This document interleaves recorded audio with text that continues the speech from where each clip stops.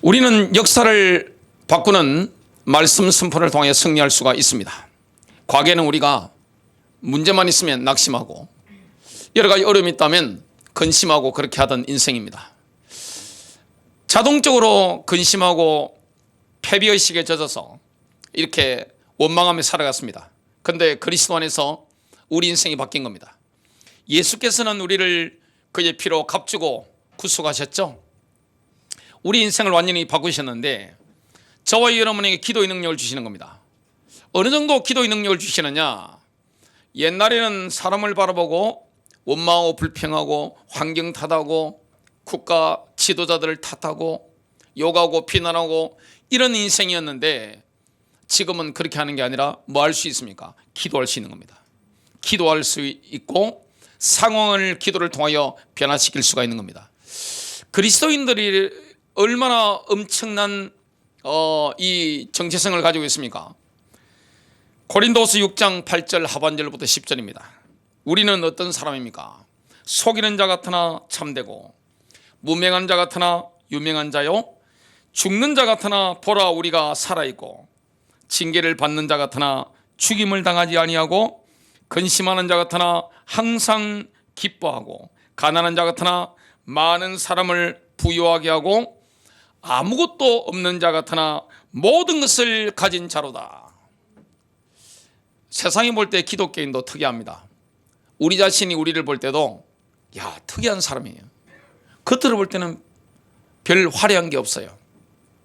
그런데 예수 그리스도 안에서 기도의 능력을 통하여 모든 상황을 하나님의 뜻이 맞다면 변화시킬 수가 있는 겁니다. 하나님은 지금도 우주 만물을 다스리고 계십니다. 말씀으로 천지를 창조하신 하나님은 하나님의 말씀의 능력으로 이 모든 우주를 붙잡고 계신 거예요. 저와 여러분의 인생, 지구촌을 살아가는 모든 사람들의 인생을 다 섭리하십니다. 여러분, 내 인생이 내 뜻대로 되던가요? 저는 제 인생이 부산을 따른다 상상해 본 적이 없습니다. 저는 평생 부산 사람으로 살 줄 알았습니다. 그 정도로 부산에 제가 애착을 가지고 있었습니다. 근데 제가 울산으로 가고 안양으로 가고 안산에 이렇게 목회를 하게 된다 생각을 해본 적이 없어요. 하나님이 우리 인생을 우리 마음대로 살아가는 게 아니라 위에서 이렇게 다 이끌어 가신다는 것을 우리가 경험하잖아요. 세계사도 마찬가지고 대한민국 역사도 마찬가지입니다. 이게 정말로 맞다면 우리는 뭐합니까? 염려, 불신, 어두운 생각 할 필요가 없는 겁니다. 주님께 맡기는 겁니다. 하나님이 이끌어가는 겁니다. 제가 우리 큰아들이 지금 23살인데 아들 18살 때 기억이 납니다. 우리 자녀들 3명의 인생을 제가 주님께 맡겼습니다. 위탁했습니다. 그 다음부터 걱정해 본 적이 없습니다. 그 전까지는 굉장히 이제 고민도 하고 여러 가지 어떻게 하면 잘할까 생각했는데 그게 얼마나 어리석은 것이라는 사실을 제가 하나님 앞에 깨닫게 된 겁니다. 맡겨버린 겁니다. 맡긴 것에 대해서는 누가 책임을 집니까? 우리 주님께서. 교회에 대해서도 마찬가지였습니다. 기도하면서 맡겼습니다. 목회에 대한 부담감이 없는 거예요. 자유한 거예요. 제 인생도 마찬가지입니다. 하나님이 우리 인생을 섭리하시고 이끌어 가십니다. 그러면 주권자가 누구냐 말이죠. 내 인생의 주인이 누구죠? 선한 목자교의 주인이 누굽니까? 주인이 뜻하는 대로 이끌어 갑니다. 주님이십니다. 그분은. 그러면 우리가 볼 때 상황이 어렵다 할지라도 국가적인 상황, 세계적인 상황, 개인적인 상황, 가정적인 상황 어렵다 할지라도 하나님의 뜻이 발견되고 그 뜻을 붙잡고 전적으로 기도 속에 들어가면 저와 여러분의 입술에서 나오는 말씀의 선포가 상황을 완전히 변화시킵니다. 자녀의 상황을 변화시킵니다. 가정의 상황을 변화시킵니다. 교회 상황을 변화시킵니다. 이 민족과 이스라엘의 상황을 변화시키는 겁니다. 왜 원망해야 됩니까? 우리가 왜 사람을 비난하며 살아야 됩니까? 그럴 필요가 없는 겁니다. 기도하는 거예요. 이 기도의 능력이 너무나 놀라운 겁니다. 첫 번째입니다. 하나님께서는 이 땅에 있는 하나님의 백성들에게 국가와 정부의 운명을 결정할 수 있는 권세를 부여하셨습니다. 그리스도인이 된다는 것은 엄청난 거예요. 하나님이 부여하시는 권세에 대한 대표적인 사례가 예레미야 선지자의 인생입니다. 그 일생을 보면 알 수가 있죠. 하나님께서는 예레미야를 민족들의 선지자로 세웠다고 말씀했습니다. 민족들 위에 그렇게 세운 겁니다. 예레미야는 하나님의 부르심을 들었을 때 뭐라고 합니까? 그 역할을 감당할 능력이 안 됩니다. 난 아이라서 말을 할 수 없습니다. 하나님께서는 더 강력한 말씀으로 하나님의 부르심을 확정해 주셨습니다. 예레미야서 1장 10절입니다. 보라, 내가 뿌리째 뽑아내며 넘어뜨리고 멸망시키고 전복시키며 세우고 심기 위해 오늘 너를 민족들과 왕국들 위에 세웠느니라 하시니라. 청년 예레미야가 민족들과 왕국들 위에 세워졌습니다. 참으로 높은 위치에 오름을 뜻합니다. 굉장히 높은 위치에 지금 예레미야가 올라간 겁니다. 세속 정치를 좌우하는 정치 세력보다 예레미야가 굉장히 위에 있는 겁니다. 그 이후에 예레미야의 일생을 우리가 살펴볼 수가 있죠. 성경의 기록이 나와 있으니까. 겉으로 드러난 것으로 판단한다면 도무지 그런 권세를 가진 사람으로 보이지 않습니다. 예레미야의 메시지는 그 하나님이 전하라고 한 이스라엘 백성들에게, 유대인들에게 전혀 먹혀들지 않았습니다. 다 튕겨넣어버리는 거예요. 거짓 선지자들의 메시지는 아멘 아멘 하는데 예레미야가 딱 며칠 전이니까 저런 미친 사람이 있나, 매국난이야? 민초들부터 고위층 왕회까지 예레미야를 죽이려고 했습니다. 이빨을 갈았죠. 그리고 예레미야는 끊임없이 박해를 받고 경멸을 받았습니다. 감옥살이를 했죠. 사형당할 뻔했습니다. 예레미야는 일생 동안 몇 번이나 굶어 죽을 상황이었습니다. 그러나 역사의 흐름은 예레미야의 권세와 그의 메시지의 정당성을 완벽하게 입증했습니다. 성경에 나와 있잖아요. 민족들과 왕국들의 운명은 어떻게 됐습니까? 지금 2500년의 세월이 흘렀습니다. 예레미야가 예언한 진로를 정확하게 따라갔습니다. 예레미야는 사실상 민족들과 왕국들 위해 세워진 거죠. 그의 입에서 나온 메시지를 통해서, 말씀 선포를 통해서 나라들의 운명이 바뀐다는 것을 확실히 선포한 겁니다. 누구 뜻대로 한 거죠? 하나님의 뜻대로. 마음대로 말한 게 아니에요. 하나님께서 영감을 주시는 대로 하늘 보좌에서 오는 그 메시지를 받아서 하나님의 계획을 막 던진 겁니다. 그대로 이렇게 성취가 된 겁니다. 그런 엄청난 권세의 근거는 바로 예레미야서 1장 9절에 나옵니다. 여호와께서 내게 이르시되 보라, 내가 내 말을 내 입에 두었노라. 예레미야의 권세의 그 근거가 무엇입니까? 예레미야의 입에 있는 여호와의 말씀이에요. 우리가 왜 말씀을 묵상해야 됩니까? 우리가 왜 성령님을 의지해야 됩니까? 여러분, 국가적인 위기 상황, 세계적인 위기 상황, 여러분 가정적인 위기 상황, 자녀의 위기 상황, 왜 우리가 염려해야 되죠? 왜 우리가 비난해야 됩니까? 우리가 해야 될 게 무엇입니까? 기도잖아요. 엄청난 권세가 와 있는데 왜 염려하고 앉아 있어야 되죠? 왜 걱정하는 회의를 하고 있어야 되죠? 왜 어두운 이야기를 자꾸만 뿜어내야 되죠? 내 입에 권세가 있단 말이에요. 그게 무엇입니까? 하나님이 보좌해 주신 그 말씀입니다. 그 말씀을 선포해야 되는 거예요. 백석신학대학원, 백석예술대학, 그게 지난주 갈 일이 있어서 화장실 가면 좋은 게 있습니다. 성경 구절이 딱 섞여 있는 거예요. 지혜가 부족하거든 후히 주시고 꾸짖지 아니하시는 하나님께 구하라 그리하면 주시리라, 뭐 이런 말씀들이 쫙 있는 거예요. 얼마나 좋아요? 왜 염려해야 되죠? 왜 걱정에 빠져야 되죠? 왜 자꾸 남들을 욕하고 우리가 살아야 되죠? 상황을 변화시킬 수 있는 권세가 우리에게 있는데, 하나님은 사랑이시잖아요. 하나님은 이 땅을 회복하기를 원합니다. 여러분 자녀들을 회복하기를 원합니다. 가정이 회복되기를 원하는 거예요. 민족이 회복되기를 원하는 거예요. 그러면 그 회복의 주체, 권위를 행사하는 주체가 누구냐? 바로 성령 체험한 그리스도인들입니다. 여호와의 말씀이 예레미야 입에 있는 거예요. 그게 그래서 말씀의 권위를 입는 거예요. 참 놀라운 거죠.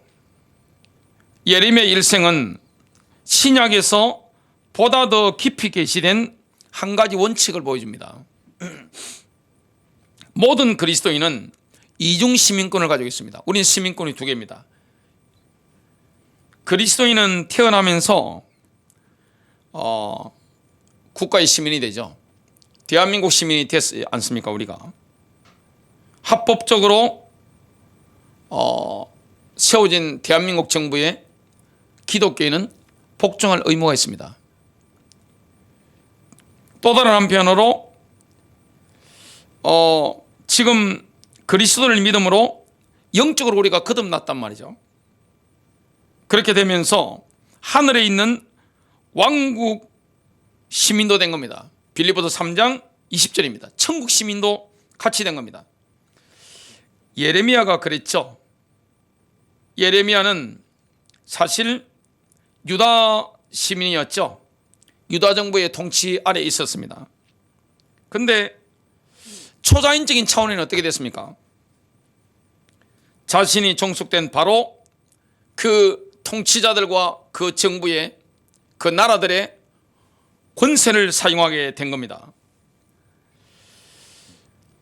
정말 우리가 굉장한 위치로 끌어올려진 겁니다.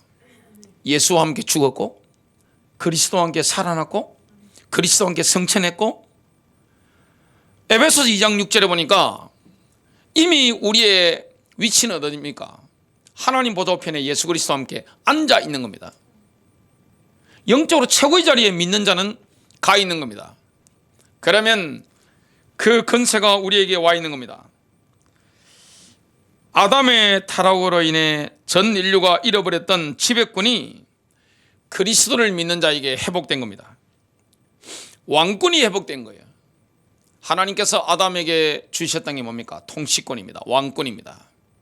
권세를 행사하는 거예요. 로마서 5장 17절, 한 사람의 범죄로 말미암아 사망이 그 한 사람을 통하여 왕노릇하였은즉 더욱 은혜와 의의 선물을 넘치게 받은 자들은 한 분 예수 그리스도를 통하여 생명 안에서 왕노릇하리로다. 생명 안에서 왕으로 다스린다는 말씀이에요. 믿는 자가 이런 겁니다. 인간으로 태어났다는 것은 엄청난 거예요. 우리 그리스도인이 되었다는 것도 엄청난 거예요. 자다가도 벌떡벌떡 일어나야 되는 겁니다. 그래서 오늘 집에 가시거든 부모님한테 전화하시기 바랍니다. 낳아주셔서 감사합니다. 얼마나 감사한 거예요. 우리가 인간으로 태어나 살아가고 숨 쉴 수 있다는 거, 이게 얼마나 감사한 거예요. 그리고 내가 성령으로 거듭나서 하나님의 자녀가 됐다는 거, 이게 얼마나 감사한 거예요. 진짜 알고 보면요, 자다가도 벌떡벌떡 깨어야 됩니다. 굉장한 겁니다. 그리스도와 함께 앉아있는 거예요. 최고의 위치에 앉아있는 겁니다. 어마어마한 통치자의 자리에 저와 여러분이 올려져 있는 겁니다. 참 놀라운 거죠. 베드로서 2장 5절에 보면 거룩한 제사장으로 우리는 부름을 받죠. 그리고 베드로전서 2장 9절을 보면 왕 같은 제사장으로 부름을 받는 겁니다. 왕권입니다. 정말 우리에게 이런 군세가 와 있는 겁니다. 그리스도인들은 뭘로 통치합니까? 기도입니다. 좌절하고 절망하고 국가 지도자들을 원망하고 막 서로를 비난하고 이렇게 부름받은 게 아니에요. 기도로 통치할 수 있는데, 기도로 가정을 움직일 수가 있고, 기도로 세상을 움직일 수가 있고, 기도로 나라를 평안하게 만들 수 있는데 왜 우리가 자꾸만 남을 원망하고 살아야 됩니까? 남을 왜 비난하고 살아야 됩니까? 모세처럼 할 수 있습니다. 모세가 지팡이를 가지고, 하나님의 지팡이를 가지고 이집트에서 이스라엘을 해방시킬 수가 있었습니다. 그것처럼 저와 여러분은 하나님이 실시간으로 주시는 보좌에서 오시는 주리는 그 레마, 그 여호와의 말씀을 통하여 상황을 바꿀 수가 있는 겁니다. 통치할 수 있는 겁니다. 두 번째입니다. 국가적이고 세계적인 일에 대한 말씀 선포의 비밀이 있습니다. 성경을 보면 청년 몇 명이 모여서 악한 통치자의 마음을 완전히 변화시킨 사례가 나옵니다. 그게 바로 다니엘과 친구들입니다. 다니엘이 바벨론의 포로로 끌려갔습니다. 극한 상황이죠. 구약 최고의 종말론적 묵시 예언자로 다니엘은 우뚝 섰죠. 하나님이 느부갓네살에게, 바벨론의 왕에게 계시적인 꿈을 꾸게 하신 겁니다. 근데 문제는 뭐냐? 분명히 꿈을 꿨는데 이게 예언적인 꿈이라는 걸 안 겁니다. 확실히 한 거예요. 꿈이 굉장히 선명하잖아요. 오늘 제가 새벽에 꿈을 꿨는데 어떤 꿈을 꿨느냐? 선한 목적에 사람이 너무 많이 몰려가지고 제가 강단에 올라가지는 못할 정도로 하여튼 많이 몰려온 거예요.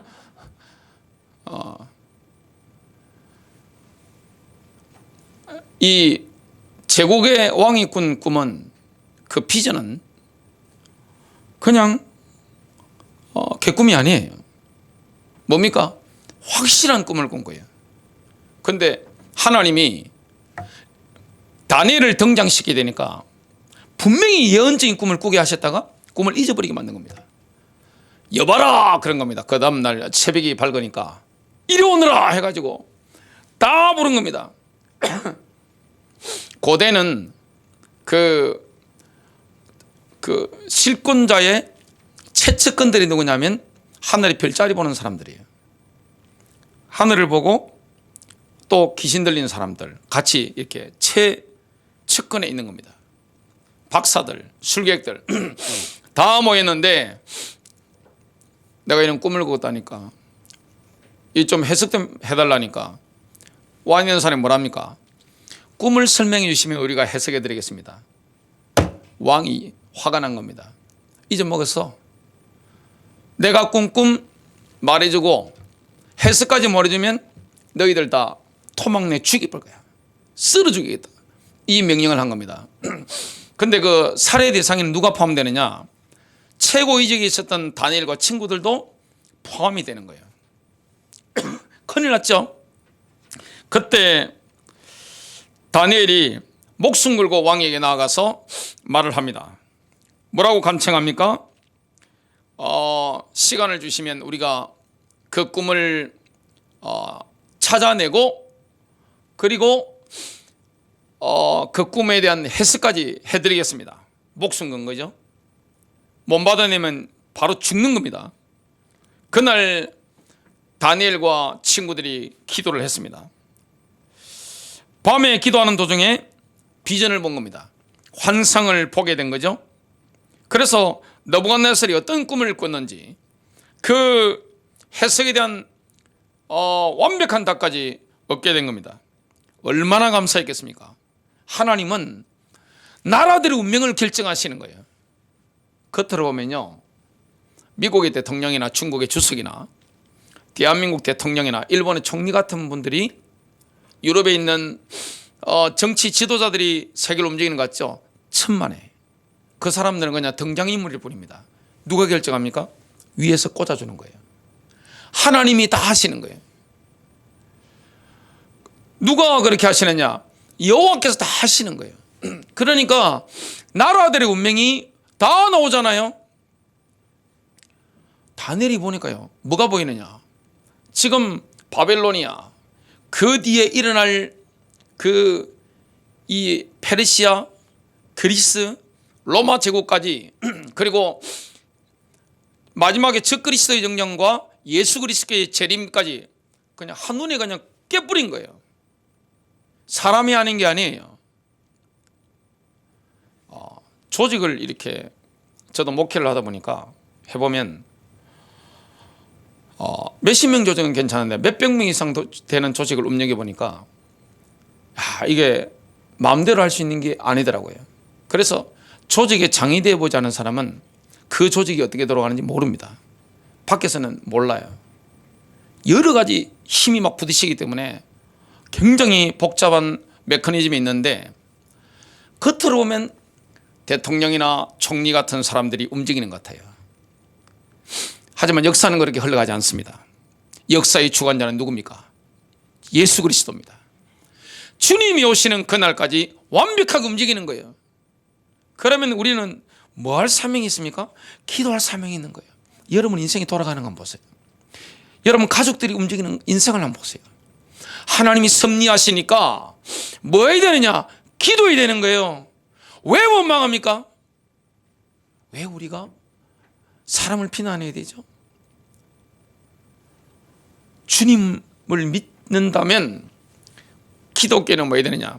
엄청난 권세를 가지고 있기 때문에, 예레미야와 같은 권세를 가지고 있기 때문에 그 말씀의 권위를 드리워야 됩니다. 말씀이 와야 되는 거예요. 그리고 기도해야 되는 거예요. 다니엘이 그 비밀을 알고 있으니까 기도하는데 확 들어온 겁니다. 다니엘서 2장 20절과 22절까지 다니엘이 응답하여 이르되 영원무궁토록 하나님의 이름을 찬송할지니 지혜와 능력이 그분께 속하였도다. 그분께서는 때와 시기를 바꾸시며 왕들을 피하시고 왕들을 세우시며 지혜로운 자에게 지혜를 주시고 명철을 아는 자들에게 지식을 주시는도다. 그분께서는 깊고 은밀한 것들을 계시하시고 어둠 속에 있는 것을 아시며 또 빛이 그분과 함께 거하는도다. 이걸 본 거예요. 이걸 해석까지 쫙 덧붙여가지고 왕 앞에 딱 말하니까 느부갓네살 왕이 보고 완전 그냥 뭐 충격받아버린 거냐. 엎드려 경배하잖아요. 그런 느부갓네살이 교만한 마음이 들어와서 이런 말을 합니다. 다니엘서 4장 30절입니다. 바벨론 제국의 왕궁을 거닐면서 지금 엄청난 것을 지금 성취했죠. 이것이 내가 내 권세의 힘으로 내 위엄의 명예를 위하여 왕국의 집을 건설한 위대한 바벨론이 아니냐? 이 말이 나왔습니다. 죽으려고 작정한 거죠. 내가 했다. 내가 했다. 이거 하는 순간에 어떻게 됩니까? 하나님이 알았어. 주님이 뭐라고 하늘에서 말씀하셨느냐? 들의 짐승들과 함께 소처럼 풀을 먹게 될 거야. 너 비참하게 될 거야. 역사의 주관자는 누굽니까? 왕이 아니에요. 누굽니까? 바로 예수 그리스도입니다. 그래서 하나님이 느부갓네살에게 주셨던 판단력과 지혜가 제거되는 순간 그 강력한 왕이 짐승처럼 떨어지게 된 겁니다. 7년이 지났습니다. 느부갓네살의 정신이 돌아왔습니다. 그는 자신을 징계하신 하나님의 손길을 이렇게 인정합니다. 다니엘서 4장 34절과 35절입니다. 그 날들의 마지막에 나 느부갓네살이 하늘을 향해 내 눈을 들었더니 내 명철이 내게 돌아왔고 내가 지극히 높으신 분을 송축하며 영원히 사시는 분을 찬양하고 존경하였으니 그분의 통치권은 영원한 통치권이요 그분의 왕국은 대대 이르리로다. 땅의 모든 거민은 아무것도 아닌 것으로 여겨지니 그분께서는 하늘의 군대에 있었으나 땅의 거민 가운데서나 자신의 뜻에 따라 행하시나니 그분의 손을 치거나 그분께 말하기를 당신은 무엇을 하는가 할 자가 아무도 없느니라. 지구상에 일어나고 있는 일들은 그런 일들을 인간이 마음대로 제어한다. 불가능합니다. 정치 권력이 바뀌잖아요. 지도자가 바뀌잖아요. 이거 사람이 하는 것 같죠? 아니에요. 하늘에서 하나님께서 통제하고 계십니다. 전 우주를 하늘의 별들을 붙잡고 계시는 분이 나라 하나를 못 움직이겠어요? 누가 막을 수 있습니까? 하나님이 하시는 일을. 역사의 흐름은 예수님의 재림을 향해서 쫙쫙 가고 있는 겁니다. 하나님은 다니엘과 그의 친구들이 기도했을 때 이런 악한 통치자의 마음도 변화시킵니다. 기도하라는 거죠. 기도해라.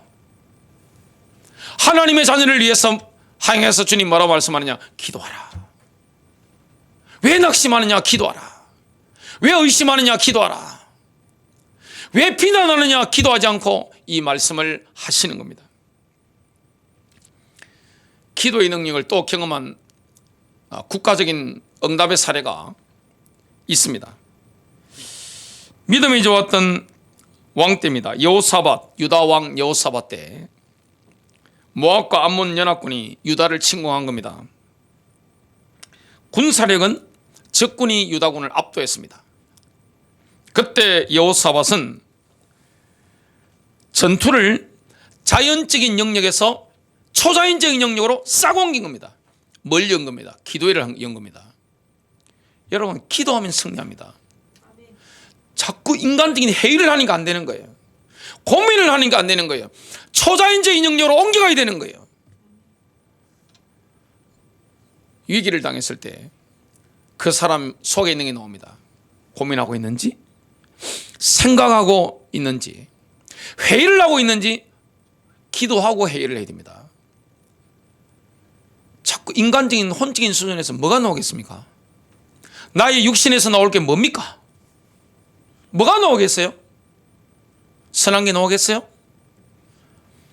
위에서 받아야 됩니다. 여호사밧이 기도회를 소집한 겁니다. 금식을 선포한 겁니다. 기도를 끝냈습니다. 그러자마자 하나님께서 야하시엘에게 기름 부으신 겁니다. 예언의 영을 부으신 겁니다.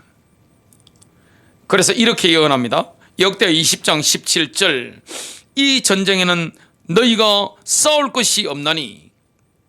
전쟁은 극한 상황입니다. 전쟁은 눈에 보이는 지옥이잖아요. 여러분, 지옥을 보고 싶으면 전쟁터에 가보면 됩니다. 지옥이 몇 군데 있죠. 부부싸움 하는데 저는 부모님 싸우실 때 늘 봤기 때문에 지옥이 이런 거구나. 밤마다 경험했던 기억이 납니다. 끔찍합니다. 진짜. 전쟁하는 데 있죠. 지구상에 선하고 아름다운 게 어디 있습니까? 지옥이에요. 팔다리 잘려나오고 내장 튀어나오고 목이 날아가고 눈에 보이잖아요. 사랑했던 전우가, 사랑했던 가족이 내 눈앞에서 죽어나니 눈에 보이잖아요. 그게 지옥이에요. 그게 전쟁이에요. 그 전쟁 상황에서 여호사밧이 어떻게 했습니까? 기도를 통하여 돌파한 거예요. 야하시엘을 통해 이런 메시지가 던져집니다. 이 전쟁에는 너희가 싸울 곳이 없나니 대열을 이루고 서서 너희와 함께한 여호와가 구원하는 것을 보라. 유다와 예루살렘아, 너희는 두려워하지 말며 놀라지 말고 내일 그들을 맞서 나가라. 여호와가 너희와 함께하리라 하셨느니라. 그 다음날 아침에 여호사밧이 누구를 최전방에 세웁니까? 가장 강력한 전위부대가 나가는데 찬양대였습니다. 누가 보면 미친 거죠. 여러분, 찬양의 능력을 아십니까? 찬송하면 돌파가 일어납니다. 어둠이 떠나갑니다. 인생의 어둠이 떠나가는 거예요. 국가적인 어둠이 떠나가는 거예요. 이게 찬양의 능력입니다. 제사장들의 찬양이 둘째 하늘에 있는 적신을 돌파해버린 겁니다. 이 찬양의 능력이라는 것은 정말 어마어마한 거예요. 둘째 하늘에 있는 적신을 돌파해야 됩니다.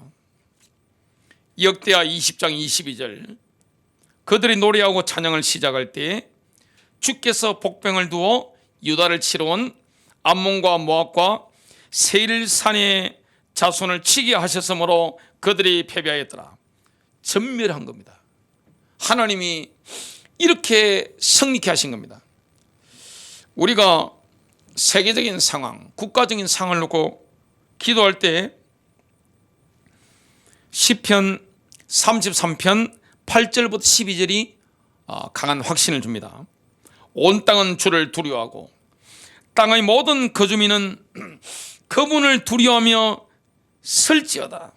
그분께서 말씀하심에 그것이 이루어졌으며 그분께서 명령하심에 그것이 굳게 섰도다. 주께서 이교도들의 계획을 무산시키시며 백성들의 계략들을 무효로 만드시는도다. 주의 계획은 영원히 서고 그분의 마음의 생각들은 모든 세대에 이르리로다. 주를 자기 하나님으로 삼은 민족 곧 그분께서 자신의 상속유업으로 택하신 백성은 복이 있도다. 하나님을 자기 하나님으로 삼은 민족은 모든 민족들 가운데 승리합니다. 대한민국 소망이 있는 거예요. 대한민국 소망이 있어요. 기도하니까. 기도하는 사람들이 대한민국에 있잖아요. 얼마나 소망이 있습니까? 가정에도 보면 기도하는 어머니들이 있는 가정은 흥합니다. 대한민국 교회가 이렇게 흥하게 된 것도 어머니들의 기도 때문이에요. 새벽마다 기도하고 밤마다 기도하고. 이 기도의 능력을 아십니까? 정치 권력자가 실상이 아니에요. 경제 엘리트들이 실상이 아니에요. 실제 권력을 누가 가지고 있는 겁니까? 하나님이 교회를 통하여 그리스도인들에게 정말 놀라운 이런 권세를 주신 겁니다. 세 번째입니다. 기독교와 하나님의 백성을 대적하는 세력들에 대한 말씀 선포가 역사를 바꿉니다. 오늘날 전 세계에서 가장 사탄의 역사가 강하게 일어나는 데가 어딜까요? 바로 중동입니다. 중동은 마지막 시대를 준비하는 예수 그리스도의 재림을 볼 수 있는 하나님의 세계가 시기바늘이 움직이는 현장입니다. 용광로와 같은 데입니다.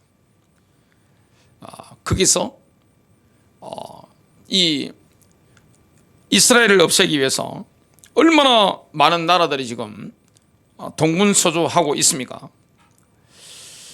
그 현장을 보면 정말 영적인 움직임들을 우리가 볼 수가 있는 거죠. 우리는 자꾸 눈에 보이는 가시적인 것만 보잖아요. 살인사건이 일어났다? 요즘 살인사건이 많이 일어나죠. 주로 돈 때문에 일어납니다. 살인사건이 일어나면, 아니면 교통사고가 일어나서 사람이 죽었다, 참사가 일어나서 사람들이 죽었다. 그 배후에는 뭐가 있는지 아세요? 우리가 눈에 보이지 않을 뿐입니다. 누가 있죠? 검은 존재가 웃고 있는 것을 우리가 알죠. 성경을 보면 실제 있습니다. 눈에 보이지 않지만 그게 분명히 있는 거예요. 악한 영이 역사한다는 것을 보게 됩니다. 그냥 자살합니까? 도움 받아야죠. 영의 도움 받아야 돼요. 그냥 살인합니까? 그냥 죽일 수 있습니까? 그냥 어마어마한 사람들이 참사가 일어나서 죽습니까? 그렇지 않습니다. 그 배후에는 뭔가 영적인 게 있는 겁니다. 저는 교회가 없는 마을에 자랐습니다. 그러니까 굉장히 어두워요. 뭔가 어두워요. 일본 가도 느끼고 대만 가도 느꼈습니다. 교회가 전혀 없는, 빛이, 영적인 빛이 별로 없는 그런 현장들 가보면 상당히 어둡다는 것을 느꼈습니다. 눈에 보이지 않죠? 우리 자꾸 눈에 보이는 것만 이렇게 하죠. 눈에 보이지 않는 게 실제입니다. 지금 이스라엘을 둘러싸고 전 세계 어둠의 세력들이 꽉 몰려오는 거죠. 뭘 막기 위해서? 예수님의 재림을 막기 위해서. 하나님의 백성들을 대적하는 세력들이 많죠. 그래서 이런 말씀을 선포해야 됩니다. 시편 125편 3절입니다. 사악한 자의 막대기가 의로운 자들의 구에게 머무르지 못하리니, 이것은 의로운 자들이 불법에 손을 대지 못하게 하려 함이로다. 상황이 어려울 때 모세처럼 하나님의 지팡이를 번쩍 들어야 됩니다. 말씀을 선포해야 되는 거예요. 개인적인 위기, 가정적인 위기, 이스라엘을 보면서, 국가적인 위기를 보면서 하나님의 말씀을 내가 선포해야 되는 거예요. 내가 인위적으로 말하는 게 아니에요. 주신 걸 하는 겁니다. 영감을 주시는 거예요. 시편 129편 5절 7절을 보면 이스라엘의 대적자들을 저주하는 기도입니다. 시온을 미워하는 자들은 다 당황하여 뒤로 물러갈지어다. 그들은 자라기 전에 시드는 지붕의 풀과 같을지니 풀 베는 자가 그것으로 자기 손을 채우지 못하며 단을 묶는 자가 자기 품을 채우지 못하느니라. 예레미야 31장을 보면 이스라엘에 대한 회복, 이스라엘 회복에 대한 말씀이 나옵니다. 하나님은 선지자를 통해서 이스라엘이 민족적으로 돌아올 것을 예언했습니다. 예레미야서 31장 7절, 야곱을 위하여 기쁨으로 노래하고 민족들의 우두머리 가운데서 외칠지어다. 너희는 널리 알리고 찬양하여 이르기를, 오 주여, 주의 백성 이스라엘의 남은 자를 구원하소서 하라. 예레미야 31장 8절 9절입니다. 보라, 내가 그들을 북쪽 나라에서 데려오고 땅의 경계들에서 모으되 눈먼 자와 다리 저는 자와 아이 벤 자와 아이를 비어 상구를 겪는 여자를 그들과 함께 모으리니 큰 무리가 거기로 돌아오리라.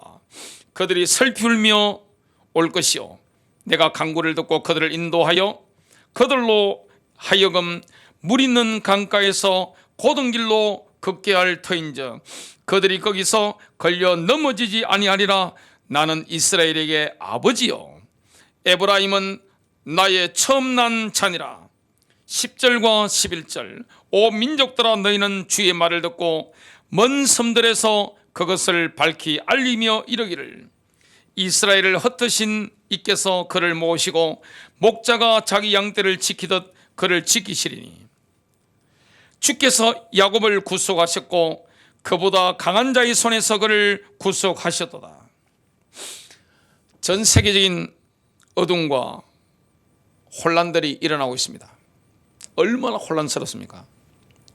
저는 요즘 운전할 때도 조심합니다. 사람들이 요즘 경제가 어렵고 상황이 어려우니까 날카롭단 말이죠. 굉장히 날카로우니까. 요즘은 눈빛도 살살 부드럽게 해야 되고, 요즘은 굉장히 어려운 시대란 말이죠. 얼마나 사람들이 압력을 많이 받고 힘듭니까? 세계적인 상황들, 국가적인 상황들이 이 영적인 엄청난 격변기 전환기에 얼마나 혼란스럽고 어둡습니까? 이때 마지막 시대인데 교회는 영광과 권능으로 등장하게 됩니다. 교회가 영광과 권능 가운데 등장하게 되는 거예요. 성령의 기름 부음이 넘치는 교회, 그런 성도들, 그걸 이사야 선지자가 예언했습니다. 이사야서 59장 19절입니다. 그리하여 그들은 서쪽으로부터 주의 이름을 두려워할 것이며 태양이 떠오르는 곳에서부터 그의 영광을 두려워하리라. 원수가 큰 물처럼 올 때 와디가 이렇게 있잖아요.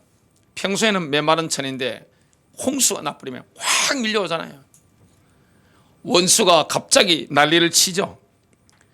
엄청난 짓거리를 합니다. 마귀가 짓거리를 하는 거예요. 최종 결정권자는 누굽니까? 우리 하나님이십니다. 원수가 큰 물처럼 올 때에 주의 영이 그를 대적하여 깃발을 올리시리라. 성령님께서 원수가 난리를 치는데 깃발을 들어 올리시는 겁니다. 영적인 능력으로 승리하는 거죠. 열국 심판이 이스라엘의 남은 자들에게는 구원의 기회가 됩니다. 이사야서 59장 20절 여호와의 말씀이니라. 구속자가 시온에 임하며 야곱의 자손 가운데 죄과를 떠나는 자에게 임하리라. 우리 주님이 구속자로 오시는 거죠. 메시아께서 이스라엘의 남은 자들에게 구속주로 오십니다. 그때 하나님께서는 이스라엘 집과 새 언약을 맺으실 겁니다. 이사야서 59장 21절 여호와께서 이르시되 내가 그들과 세운 나의 언약이 이러하니 곧 내 위에 있는 나의 영과 내 입에 둔 나의 말이 이제부터 영원하도록 내 입에서와 내 후손의 입에서와 내 후손의 후손의 입에서 떠나지 아니하리라 하시니라. 우리 그리스도인들은 정부를 욕하도록 부름받지 않았습니다. 정부를 비난하도록 부름받은 게 아닙니다. 우리에게는 기도할 권세가 와 있습니다. 이미 와 있는 거예요. 우리 입에 와 있는 거예요. 여러분 승리하시기를 주님의 이름으로 축복합니다.